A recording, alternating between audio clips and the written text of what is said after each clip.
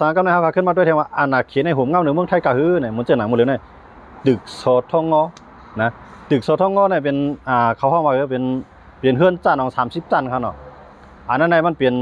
ตีเหตุการณ์ผู้ตรวจเงินเปลี่ยนแผ่นดินเนาะผู้เหตุการณ์ผู้จัดเงินแผ่นดินในขณะมันจะว่าเตซื้อเตจ้าง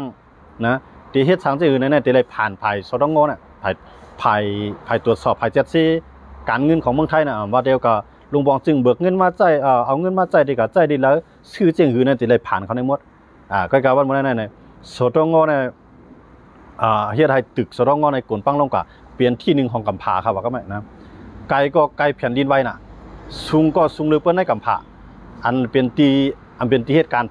ภายตัวเจ็ดเงินในขนาด30 จันครับลุงเนาะมีเมืองอะไรครับว่าอันมีเมืองไหนนะว่าตอนตาก้นอันเหตุการณ์ข้าราชการนั่นน่ะก้นเหตุการณ์ในหลวงบองจึงเขาตีเดมาเหตุการณ์แล้วก็ตั้งสูงมันมี30 จันมีเมืองอะไรครับอ่ะเป็นเมืองตีอยู่โซตงอในสูงหรือเปิ้นในผู้ตรวจเงินแผ่นดินผู้จัดเงินแผ่นดินสูงหรือเปิ้นในเป็นที่1กำในอันกวนปังกว่านั่นก็เป็นที่1ย้อนเบิ่มมีเมืองอะไรกวนปังครับเนาะที่มันกวนปังในก็ย้อนเบ่ช้างเนี่ยย้อนเปื่อว่าตั้งกลุ่มนี้ไทยให้2 อันย่อก็กลุ่มนี้เข1 อันมาโฮมมือกันนะว่ามาโฮมมือกันในกำในอันไหนเป็นข้อกล่าวหาตั้งหลายว่าเขาโฮมมือกันในหลักเอาเรียกอันตู้อันปลอมจะเรียกเต็มจะเรียกแจดนะเป็นเรียกใส่ล้วนใส่แกนมันเจิงเอาตั้งล็อกมันได้เป็นเรียกเอานะก้อยกับมันแห้งเพราะว่ามันง่างในก็หักพุดมันงอมันหักนะก็ในพวกอันงอก็อ้วนแห้งหนำแข็งรางวัลที่ในเฮียไทยตุ้มเตอเนาะศิรินาตาเมืองไทยกว่าที่เดียวว่ะที่ในก็ลองนึงอันนั้นย้อนเบอร์หาในย้อนเพราะว่าย่อมเอากลุ่มนี้เขมาเฮ็ดกลุ่มนี้เขซ้ำเอาเรียกตู้เรียกปลอมมาใจเอาเรียกตู้มาใจเรียกเขานั่นก็มาอันในมันจะเต้นเรียกในพวกเขาพังเข้ากันในปูนเนาะเขาว่าเนาะปูนในมันเดี๋ยวมาจับให้เนียนก้อยการเรียกที่เขาเฮ็ดนะครับปูนก็มันจับนะมีเพลาดมันจับเอามันจะเรียกมันจะมันกัดทุไทยมากเลยนั่นน่ะมันจับมันยึดเนียนนั่นน่ะนะเพราะตามหลักมันแต่มันเดี๋ยวยึดเนียนตั้งปูนตั้งเรียกเดี๋ยวยึดกันเนียนที่ในมันเนียนที่ในเฮ็ดอะไรตึกในกวนปังลงกับเป็นตึกที่1ของเมืองไทยมีสถิติที่กวนปังให้ไหนก็ในเรือสกุลป้าเนี่ยยังมีคนดูสูงกว่าตั้งหลายกำนำก็เป็นคนเมืองถุ่มตัวค่ะเนาะที่ในหมู่เรือในต่อถึงวันเมื่อไหร่ก็ตึกจัดซี่กันห้าวย่างอยู่ค่ะนะตึกจัดซี่กันห้าวย่างย้อนไปทางหลังเนี่ยจอเมืองไทยในห้องการเรียกของไทยเขาในไล่ปีกกับไปแล้วนะอันเป็นเรียกเขากูบอกในเรียกไทยในแคมป์นะครับเรียกไทยในแคมป์นะเพราะว่าภายไล่ใจตื้อของเมืองไทยในแคมป์นะกูบอกในไปว่าสางเขาไล่ตื้อแคปดินปอดพูดกันนะเพื่อนของเมืองไทยแคมป์นะค่ะนะแคปดินมีเต่านั่น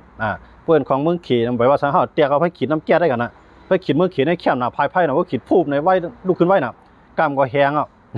ไปขีดเมืองไทยในขามือนะตกน้ำก่อนไปแล้วนะไปขีดเมืองขีดได้ตกน้ำได้ลำต้องละถึงเดี๋ยวนะมันขีดละเปลี่ยนไฟเพราะว่าไปขีดเมืองไทยในพวกมันตกน้ำก็ขึ้นตากแดดเบื้องแห้งขึ้นก็ขึ้นสีอะไรขึ้นขึ้นขีดอะไรขึ้นใจอะไรขึ้นเหมือนเดิมแคบตีนนะว่าแคบตีนมีเต่าในของเมืองไทยนะเพราะว่าของเมืองขีดในขามของเมืองไทยในเพราะอ่อนกันใจแคบตีนมีเต่าเมื่อมันหลูไปเส้นตั้งหยาบเนาะเส้นตั้งผลมุกผลลิ้นใจแคบตีนมีเต่ากันตั้งนานมาวันน้องหน้าป่ากูบอกนะว่าอะไรใจของเมืองไทยส้มหนาวกูบอกมาสามรถเครื่องก็ยาวเนาะใกล้กับวันเมื่อไหร่ผมใจเจนนั้นเนี่ยมาอยู่เมืองไทยเขายังอ่านกับซีรถเมืองไทยก้อยกับมันกับย่ารถเมืองขี่แห้งนะหมดเลยในขี่ในก๊อปปี้นะเฮ็ดเหมือนจะหนังของไทยหมดเหมือนจะเข้ามาอยู่เมืองใต้มาอยู่เมืองใต้ซีรถเมืองไทยเนี่ยทางพังมันว่าทางซีเมืองซีเหมือนใบเหมือนของไทยหมดก้อยกับเบิกขี่ลูกเดียวตีเสียงที่ล้านในเวียงมือต่อถึงวันนอกนั่นแหละลิงกวดว่าลิงลาวว่าหมากปองว่ามันขามมันอ้วนกำลิงมันโง่ใส่จะไหนมันขามมันของเมืองขี่มือเลี้ยวในมาอยู่เมืองไทยในช่างเขากำน้ำในเขาใจตื้อในเป็นของขี่ไปแล้วใจของไทยไปแล้วนะครับอันนี้ก็เป็นลองหนึ่งที่ว่าขี่ในมาหุ่มกับหนึ่งเมืองไทยยังน่ะว่าโครงงานเรียกของไทยเขาในเพื่อเขาขายเขาซ้ำขายกาเนาะยันเบอร์หางเนี่ยเขาเฮ็ดมันเลยมาตรฐานมันขำก็เลยขายกาการในขี่น้ำเฮ็ดเราตั้งน้ำมันว่ามันขายกาซ้ำขายโป้กวนเมืองในอ่อนกันกับซื้อเรียกเมืองขี่เรียกมาเฮ็ดเฮือนเฮ็ดเย่เนี่ยมาซื้อเรียกเมืองขี่กับน้ำกับในเมืองขี่เขาเอาเรียกตู้เรียกปอมในมาใส่ต้องเหมือนอย่างว่าเท่ากับซื้อมามัดเนี่ยเนาะมันก็10 เหลี่ยม20 เหลี่ยมเนี่ยนะเขาซื้อมาก้อยกาอันเตป้ามาเรียกตู้นะเรียกมันเป็นเรียกเราก็ต้องเป็นตู้มันขามนั่นขนาดเนาะเขาได้เย็ดใส่มาทางในมันเหมือนจะเข้ากับซื้อเช้าเนี่ยเข้าเตะไรอันดีๆในหมอก10 เหลี่ยมนั่นก็15 เหลี่ยมหมอก5 เหลี่ยมเนี่ยเป็นอันเรียกตู้เขามาอันนี้เป็นข่าวค่ะนะนั่นในจังหวะมือเดียวในตาได้กับซื้อเรียกมาเฮ็ดเคลื่อนในกับพวกกูค่ะเมืองไทยเนี่ยเรื่องมาเนี่ยเขามาหันตีเคลื่อนจัน30 ทับจันเคลื่อนนั่นเป็นเคลื่อนตอนตาเตเฮ็ดให้ผายพูดแจกเงินแผ่นดินมาอยู่ในที่นั้นนะ สตงเนี่ยนะตึกผู้ตรวจเงินแผ่นดินในที่นั้นเนี่ยปลายกวนปั้งลงกว่านี้ก็น่ากำพากับไหนนะเกี่ยวปานเขาออกว่าปืนเผาว่าคืออะไรเนี่ยเกี่ยวปานแล้วว่าแผ่นดินไว้ในห้ำกูเนี่ยว่าอันเฮากูในย้อนเปิดสังเลยเมืองไทยในเฮือนตึกเขาเลยกวนปั้งลงป่าง่ายๆล้มๆในจูบแฉบตาเนี่ยว่าอันนี้มันเป็นอันนากูดิตี้เนี่ยครับว่า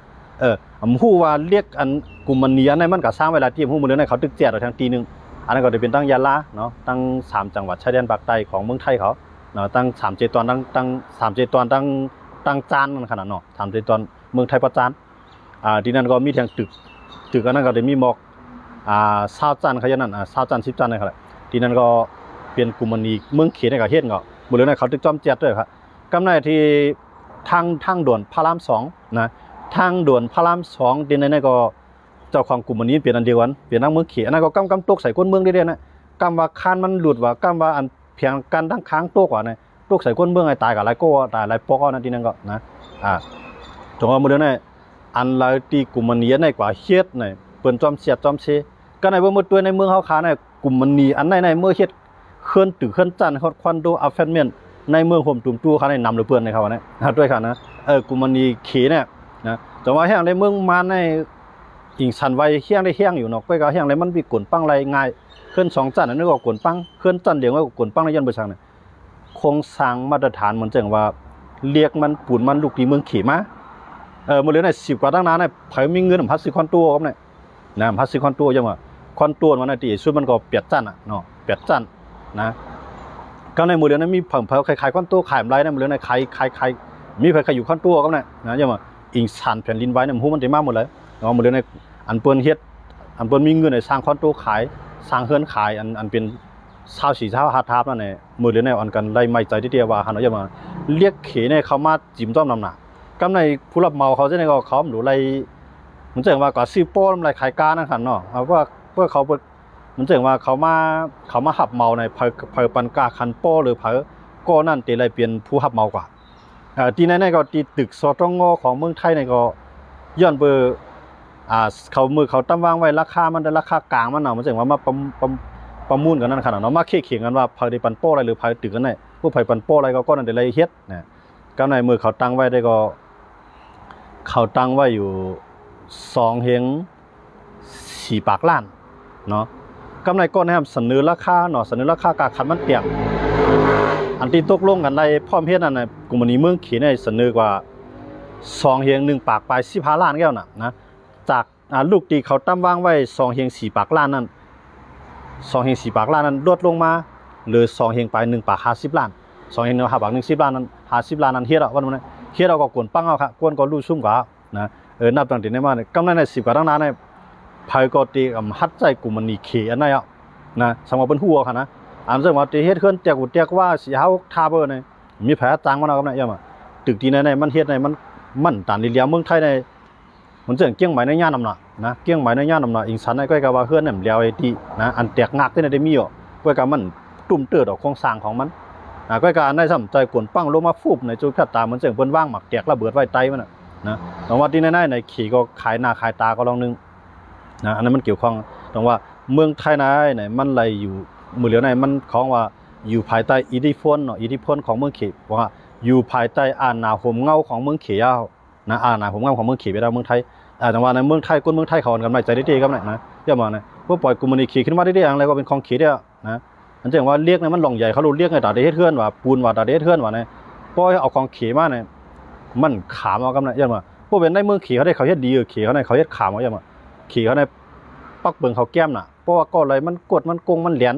มันตามตายตีสุดก็ตกคอกแต่เมืองไทยเนี่ยมันมีน่ะว่ามีเงินก็รอดนะการกดการโกงการหลอกการเรียนกันว่าเมืองไทยว่ามีเงินรอดนะมันยับตกคอกย้อนมาจากนั้นในเมืองเข็มตามตายนะว่าก้นมีเงียนออกใส่ก้นเมืองเขยเข้ามาอยู่เมืองบนนี่เดียวนะเขาได้เขาหลุดเฮ็ดให้มันได้คายให้คำหลุดเฮ็ดให้มันขามได้ไวใช่ก่อนหลุดให้มันได้คายนะเขาอยู่หลุดแดงมันจังสุดท้ายขาดได้โทษกว่ากูก็เขาอยู่เมืองใต้ในได้หู้กูก็ว่าซื้อรถเมืองไทย1 ลำในเขากับซื้อรถเมืองเขยในเขาได้5 ลำนะกาขันมันตัดหน้าหมดเลยในเขาซื้อรถทั้งเมืองไทยในมันเป็นเครื่องรถทั้งเมืองไทยในกำลังเป็นเครื่องจับปานเขาหรอกนะก็กำมาให้ดีเมืองไทยชื่อกีว่าฮอนต้าว่าสังมันเป็นเครื่องจับปานเขาหรอกเนาะเอาคานมาเจ้านั่นแหละ ใจเป็น10 ปี20 ปีรถเครื่องต่อ1 ลำเนี่ยพวกเมืองขี่ได้10 ปี20 ปีได้เขาซื้อเป็น10 ลำ20 ลำอ่ะนะมันผ่ากันบอกกันนั่นจังไรว่าคู่ของเมืองไทยนะมือกูปอกได้บนยองอ้ามนะว่าไว้หลังมาในเปืนอันกันไม่ใจเนี่ยยันบางคนเมืองไทยเขาก็ไม่ใจจ้อมาเลยนะแต่มาซื้อเฮ็ดซื้อเรียกมาเฮ็ดเคลื่อนว่าเขาสมหมดด้วยเขารู้เนาะผู้ว่าเป็นเรียกให้ขาเขาเลยนะก็ซื้อมามีคน7 คนท้องมันซื้อมาก็ในเมืองย่าแผ่นดินไว้ย่าเกอย่างไรเมืองมานั้นปีกวนปั้งนำหลานเนี่ยกูเมียวในมันเอาของเมืองขี่มาหมดอำว่าปุ้นเนาะเขาว่ามีพิราดนั่นเนาะมีพิราดยาก็เรียกเนาะเอามาติขี่กำในแบบมันเขากับย้อนตีซึกมันจอหนามันซึกมันก็ผมสนใจเขาเลยว่ามันหับน้ำหนักไรกาหือนะวิศวกรบางก็มันเอาเงินหวานน้อยเขาเลยนะว่ามันเฮ็ดกับขามแต่ว่าเมืองเขาในเคลื่อน1 จัน2 จันให้กวนปั้งกับปั้งนะอย่ามาเนี่ยโครงสร้างมันแข็งแข็งมันเนียนนายเชียงรองนึงก็มันมีรองการตอกเสาเข็มลงน้ำนั่นขนาดเนาะแต่ว่าเมืองมาในกวนปั้งในมันจะมันทะเลในใครว่า70 ปูนของเพื่อนเนาะต่อนึง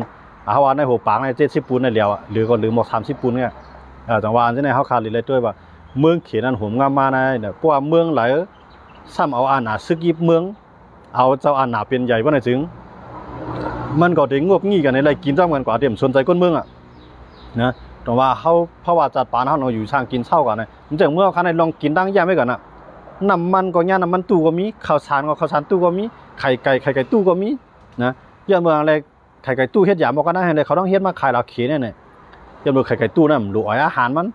หลูเสียงเงินพวกซื้อเครื่องมันมาก่อนแล้วซื้อกี่อย่างมาเฮ็ดแล้วพอกินพอตายลงเอาสูงก็เงินหลูเขาหลูอะไรนะเขียนอย่างเงี้ยเขาดีนะ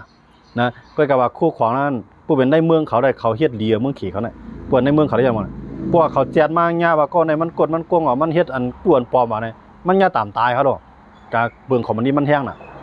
กำในดังต่างเมืองมันจากเมืองเขาค้าในลงปองจึงเขาก็มีเนาะลงปองจึงเขามันเป็นไอโจยากันโจบัญญากันกำในเขาติเฮ็ดสังก็มันจะเขากับย้อนแบบย้อนสังเฮือนเนาะมันจะเขาติเฮ็ดเนี่ยเข้าจังกามเลียเมืองใต้ในหม่านปันเฮ็ดนะหม่านปันเฮ็ดเคลื่อนเตียกว่าได้ที่มาในปันเฮ็ดหมอกสูงสุดก็หมอก3 ทาไว้ในเมืองใต้เขาเพราะว่ามันเหลือนั่นก็ได้ไล่ขุดลงใต้ปื้นลิ้นบนทาบนะพวกเมืองเล็กเมืองหลอกมันจะจูจาไล่คาเมืองกึ่งจะในเตรียมไล่ป้วน3 ทาบนะเคลื่อนเนี่ยนะยันมือปักปืนเขาตั้งวางไว้เนี่ยเฮ็ดจึงเลยมันเขาห้ามมันในหลานใน1ในเมืองเขาในมันมีหลวงปองจึงอันด้วยถึงนะสังเกตว่ามันมีปัญหามาแผ่นดินไหวมาในสร้างในมันได้ซุ่มน้ำอันนี้ก็ลองนึงน้ำมันไม่ใจเต่าเข้าในก็ใจก็มันกูเมืองเขาขึ้นใหญ่ก็ลงนึงน้ำมันเนี่ยประเทศตัวเขามีเงินของมันประเทศมันตึก3 จันไง3 จันในเตรียมไรเฮ็ดนืดลิ้นในขึ้นกว่าตั้งนืดใน3 จันไรแต่ไรเฮ็ดตั้งใจใน1 จันนับ8 จันไตลิ้นในจันนืดลิ้น2 จันอันนี้สูงสุดขนาดตีซึกมันตาวางไว้กับปนมาค่ะเนาะก็กำมือเร็วก็เขาก็ไปหันก็เฮา7 ทับ 7 8เขาทับแล้วก็ไปหันก็นะปวดเวียงอ่อนเวียงอินในขนาดว่าเมืองเวียงใหญ่เวียงหลวงมันจะหนังตั้งตาคิดเรียกว่าจะไหนก็มันก็ได้มีสูงอีดอนนะครับต้องคิดจังก็ได้สูงอีดอนก็มี50 ทาไปติงอ่ะเนาะย้อนบ่จะไหนต้องว่าเมืองเขาคณะเนี่ยเขาซ้ำอยู่จำเขตติดจับเขตกูจะกูลองปึ้งอีเขตหมดเนี่ยมันมีสังอันเตลอดเพตอนด่าเขานะมันจังหนังตั้งกินตั้งเยี่ยมเนี่ยอันหมดอายุมันก็นำหนาลูกมือขี่มานะครับนะอันหมดอายุก็นำหนาก็ในเมืองเขาเนี่ยมันมีไผมาแจดเปิดเมืองในบนที่มีออยเนี่ยครับเนาะอันเรื่องว่าที่ไรตัวถึงว่า2 มันไรอายุมันเต็มหมดเมื่อไหร่เขาได้ตำบางไว้ครับว่าหมดอายุขับมันขายบนเมืองเนี่ยบนเมืองเขาในคำเตรียมไว้อายุในหมดเมื่อไรก็มีกินเดี๋ยวว่าเสียงขายเดี๋ยวว่าหมดนะอันนั้นก็ลองนึงตรงว่าอยู่ภายใต้อาณาจากเมืองเขนายเนี่ยมันติดทบตั้งหยาดไปติคนเมืองเนี่ยเพราะว่าอันเรียนดีได้เมืองเขาได้เข้าใจอันดีอะไรเมืองเขียนในรถกว่าก้าวแค่มาอันดีก็เอาเพื่อเขาออกขายนั่นเนี่ยเขียนในเขาวนได้กันแล้วเนี่ยพวกคนมีก็ติดใจของดีๆนะพวกคนพอมีพวกขายน้ำหมอกปานกลางพวกคนผ่านก็ซ้ำติดใจของเพื่อนมันก็โหลเฮ็ดปันมันเนี่ยมันจะเขียเขาในเฮ็ดมันนะอันในก็พวกแคมกับคำนั้นพอตอนด่าคนผ่านในคนสายกลางมันมีเงินต่างๆนะมันใจอะไรมอกอะไรมาตื้ออะไรมอกไหนซื้อกับในว่ามีเต้ๆในก็ขายดีๆมันเขียนในเขาได้จังนั้นพวกเมืองไทยเขาจะในต่างเมืองบนน้ำนี้จังนั้นว่ามันผ่านมันมีก็เยอะมันติดใจโคของอันแคมเหมือนกันไงเพราะมันไปมีเงินมันซื้อมากันนั่นไงมันเต็มมีของตู้ของปลอมมาเพื่อเมืองเขียนเนี่ยมันใจของตู้ของปลอมในน้ำหนักอันนี้เขาคำมาด้วยทั้งว่าการอยู่ภายใต้อาณาเมืองเขนาในเมืองเจอนั่นตื่นมีเมืองขึ้นใหญ่หลายเสียงเมืองนะเข้ามาด้วยเลยลาวเป็นจริงเลยครับว่ามันเสียนตั้งเมืองลาวตึงเหมือนเสียนตั้งเมืองใต้แกลองอยู่กินก้นเมืองลาวในตั้งๆที่เมืองเขาเป็นเมืองเราเรียกก้อนขอมา ปลดปล่อยไต้ฝรั่งเศสมาปียาวเลยข้าวหึงอ่ะต่อถึงวันเมื่อไหร่ลาวก็ตึงเหมือนเมืองไต้แกนะอันนั้นเขาอยู่หนึ่งเตียงก็ในมาด้วยกัมพูชาเขาในมีหลวงปองจึงเป็นเมืองละเรื่องก้อนขออยู่ปลดปล่อยไต้เมืองปิ่นติดเนาะไต้เดี๋ยวห้องจอมมารทั้งเมืองเขาเดี๋ยวห้องว่าปิ่นติดเต้ๆมาในเขาอยู่เมืองไทยเนาะเขาห้องจอมไทยก็ห้องว่าฝรั่งเศสเนาะย้อนเบอร์เจนนั่นแหละจังไรว่าเจนนั่นในกัมพูชาในก็ว่ากับด้วยบ้านน้องน้าปังเขาเนี่ยตึงเหมือนเมืองเขาแกนะไปขึ้นใหญ่สังตั้งเด็มมีปังตึกปังยี่สังนะการค้าการขายก็ติดจับเมืองใหญ่เมืองเจ้าหนังเขนะติดจับเมืองไทยนะติดจับเวียดนามเมืองใหญ่เมืองหลวงทั้งนั้นติดจับเขากัมพูชาก็มือหนุ่มมือตามอะไรก้นเมืองเขาในทุกขั้นนะจังว่าย้อนเบอร์หาเนี่ยย้อนเบอร์หลวงปองจึงเขานั่นโกมหาเขนะกำในเมืองไทยในแฮมเตกับโกมหาเขทั้งในพวกเมืองไทยโกมหาเขทั้งพวกอเมริกันเขาปิกป้ายมังมีทั้งในเมืองไทยในก็ได้ยาบ่นะเมืองไทยในก็ได้ยาบ่พวกเป็นเจ้าของกลุ่มนี้ล้านใหญ่ล้านลงเป็นขี่เป็นหมดอ่ะเจ้าเสียงคำเสียงนั่นมีการขันใหญ่ในขี่ห้ามหมดอ่ะนะกำในไทยเขานำตีกับปีกินเผาตีปีกินแห้งการยันเมืองเหมือนเจ้าหนังลาวเนี่ยเหมือนเจ้าหนังมานเนี่ยเหมือนเจ้าหนังกัมพูชาเนี่ยไทยเขาตีมาปีกินดีในกำในใช่ไหมคำขี้ขิงอันใหญ่ไรเนาะกำในเขาดีว่าก้นเมืองมานมาหิมการเฮาก้นเมืองลาวมาหิมการเฮาก้นเมืองกัมพูชาคำเมียนมาหิมการเฮาเนี่ยเขาได้อ่อนกันจังก้นซื้ออันตุกเตี่ยมเนี่ยนะย้อนเบอร์เฮาตุกเตี่ยมล่ะย้อนเปอร์เข้าอยู่ภายใต้ลงปองจึงซึกมันลงปองจึงซึกมันลงปองจึงซึกเมืองนะครับอยู่ภายใต้เมืองขี่กันในห้ามติดมาปุ่งพระเมืองอะไรขึ้นใหญ่เท่ากับปุ่งเมืองนั่นนะเขาได้มันจะอย่างชูเจ้าคาทั้งหลายใช่ไหมที่เขาใครมาเมืองไทยเนี่ยมันจะว่าเขานอนฝันในใครมาจะเมื่อไรเป็นความฝันเขาใครมามันจะมีไผนอนฝันว่าเดี๋ยวไรมาเมืองไทยก็มีไผมุ่งหม้อเดี๋ยวใครมาเมืองไทยเมื่อย่ำอย่างนั้นเพื่อกับว่าเมื่อไหร่มาอยู่ไรอยู่หยาบข้านั่นน้องจะอยู่ไรเขาอยู่หยาบนะแต่ว่าไล่กินไล่กาไล่ขายในขี่คู่เปียทั้งหมดอันใหญ่มันนะเจ้าของกลุ่มมันนี้ใหญ่ๆเนี่ยเป็นขี่หมดอ่ะพวกมันฮับซี่ก็เลยขายแบบฮับซี่ก็ซุ่มหลายอ่ะก็เนี่ย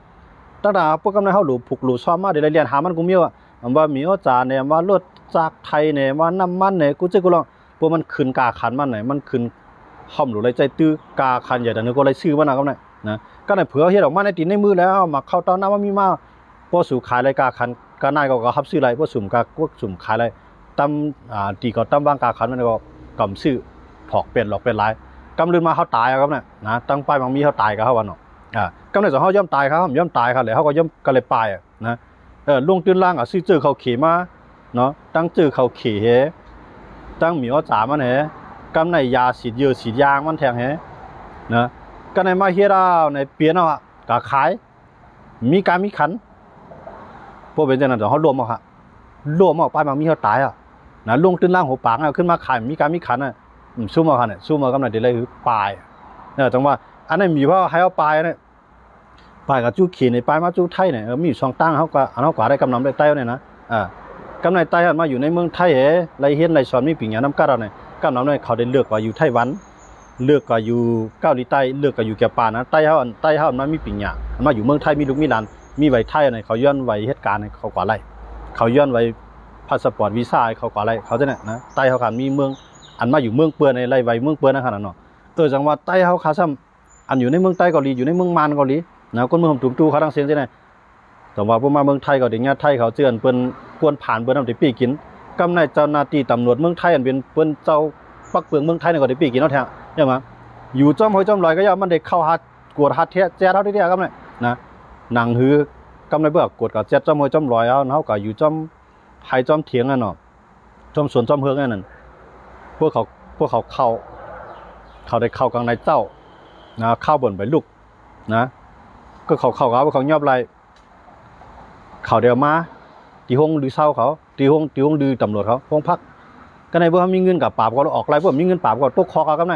นะก็ในก้นนั้นมันมีไฟใครตกคอเขาแหละนะว่าเชียงรายหมื่นก็ย่อมจ่ายอันนี้เป็นปีกินเอาแทงตั้งหนึ่งนะอันนี้เขาขามาด้วยก็ในพวกเขาก็อยู่ในเมืองเขาหมกขายติ๊บขายต้อบันเพื่อนว่าไวเหตุการณ์สูในมันเปลี่ยนไวตอนตาเฮ็ดกรรมกรไงเฮ็ดลูกน้องลูกจ้างเฮ็ดตีนเฮ็ดมือมันไงเปลี่ยนตีนเป็นมือมันติวปุ่นติวซ้ายมันไงเพื่อสูในมากล้าขายไหนปักเปลืองเมืองไทยไหนตื่นยึดไรกำเดียวโคของเขาตั้มวางไว้ในเสียงในร้านในเขายึดอะไรเป็นของกลางหมดเขามีวันต่อเดียวอะไรขึ้นหรือนั่นผมกล้าพวกเขามีเงินเงียบประตูเขาตัวคอแข็งเพราะมีเงินเอาเงินปราบออกมาอะไรในเมืองไทยเกิดขึ้นยันเบอร์เจนอะไรดังว่าอันว่าเขาอยู่ภายใต้เขในมันตุ้มตื้อจึงเหือนมาเนี่ยต่อให้เขาไปมาหลอดเมืองไปหลอดมาถึงเมืองไทยก็ยังถึกมาทบตั้งหยาบแทงครับนะด้วยเขาได้มือเหลียวในเมืองไทยในตั้งหมู่ตั้งจุ่มขึ้นมา อันว่าเต้นั่นน่ะจุ่มเต้สิว่าจุ่มไอ้หนวดน่ะนะจุ่มไอ้หนวดน่ะนำหลังมาเร็วเนี่ยกวนต่างเราที่นั้นมันเหตุการณ์จอมันมีนายจ้างเป็นเผอหมดเดี๋ยวนั้นมันมีกลุ่มมันนี่ห้าเพียรนายจ้างเลยครับนี่หมดเดี๋ยวหมดเดี๋ยวนั้นไอ้เต้เนี่ยเอาในลองในไอ้หนวดในเนาะไอ้หนวดเนี่ยเอาลองในมาลาดในหมดเดี๋ยวเนี่ยเอาลองว่าบางก้อนในเขามีโปรเลี้ยงมีเลี้ยงก็กับว่าเจ้าของกลุ่มมันนี้ใช่ไหมห้าเพียรโปรเลี้ยงมีเลี้ยงเขาออกมาออกข่าวนะพี่น้องเขากับด้วยข่าวอาจารย์ยิ่งศักดิ์ข่าวอาจารย์ยิ่งศักดิ์เขาด้วยช่องเปียดนะพวกพี่น้องเขาด้วยเดี๋ยวเลยพูดว่าอ๋อวันทางน้ำมาในก้นเมืองเด็ดทั่วบ้านเนี่ยลองปัญหาใช่ไหมย้อนเบอร์เจ้านั้นเลยดองว่าเข้าขาดตกอยู่ภายใต้อาณาเขตได้มันมีอย่างเดลีปตัวเดียวเหมือนเขาอยู่ในรอดไล่ลุมเลยนะย้อนมาเนี่ยมันปั่นแห้งผายภูมิอาณาเขาดีๆเขานะเหมือนเจ้าหน้าเจ้าอาณาเมืองไทยก็ติดเตี้ยขึ้นก้นเมืองไทยมาแล้วเนี่ยกำไรก้นเมืองไทยก็มีการมีงานอันมีเงินเอาไปกับน้องเมืองอันมีเงินก็อยู่ในเมืองในก็มีการมีงานในกำไรเขาเดี๋ยวหาทางผิดเหรอหาทางผิดก้นเมืองมันก้นเมืองลาวก้นเมืองกัมพูชา3 เมืองนั่นก็ผ่านนะก็เป็นเขตในคำพัดตักเสียงอะไรเขตมีเงินเขาดูเขตในว่าเป็นเจ้าของกลุ่มมันนี้มันเหมือนนั้นได้นะต้องว่าพวกเป็นเขตในแผ่นพัดกับยุ่งมันกับพัดกับยุ่งไทยกับพัดกับยุ่งไทยกับพัดกับยุ่งมันนะจองอะไรว่าเขตในออกเขาลีเงียนเขาลีเขตกันตั้งหลายตื่นกับให้ขี้คาเพราะนะตื่นกว่ามันเป็นก้นลีก็ย่ำเป็นก้นลีก็ย่ำมันตื่นเปลี่ยนเจ้ากวนนายกวนนี่เดียวนะเป็นพอเลี้ยงไม่เลี้ยงนี่เดียวอันไหนขี่ครับอย่ามาจากไหนในกำไรก้นเมืองไทยเขาสั่งบ้วนขึ้นตันเขยกับไหนนะก็เป็นก้นต่างเราในจ้างบ้วนเขยได้ยุกยองนะเปลี่ยนปีใหม่เขยมาตู่จี้นั่นมานุ่งโคของโคแรงพวกเต็มบ้านเต็มเมืองเอาไว้เมืองไทยในยุกยองเขยแต่ว่ากำไรเพราะว่าเมื่อเขยมาคูเปียป้ายมันมีเขาอะไรก็เป็นของเขยเมื่อเราเนี่ยเขาสำเป็นเจ้าของแผ่นดินเขาได้กับให้ลูกน้องลูกจ้างมันก็ใครเฮ็ดนะเมื่อกับเฮ็ดลูกน้องลูกจ้างไทยเดาไทยงั้นก็ว่าล่าป่วยว่าล่าคลอดว่าล่าตายว่าล่าลายลือการนั่นนำหนักนะก็มาป้ายปองแขกว่าก็ว่าป้อยหลูป้อยต้านว่านั่นน่ะกำไรก้นไทยเขาก็ใครก้นไทยเขาเนี่ยการนะกำไรนะเขาอยู่ดูแดงเหมือนเช่นเ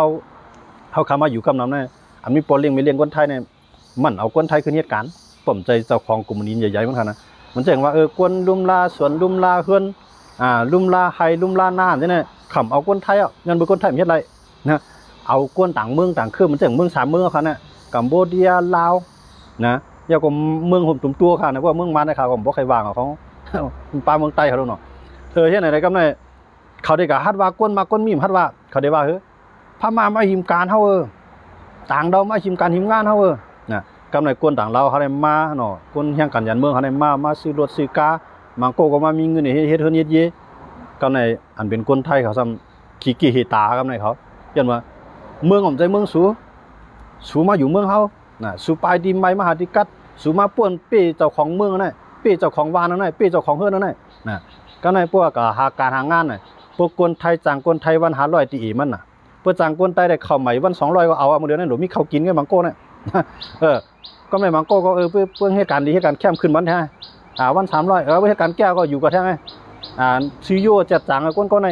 ปันในวัน500ในปันกว่าอยู่เป็น10 ปี20 ปีเปิ้นเอาคนไทยเอาน่ะนะแต่ว่าคนไทยเขาอันเท่ากว่าตกการตกงานเนาะมันจะอย่างก้นข้าวของไทยเขาในตกการตกงานได้ยัง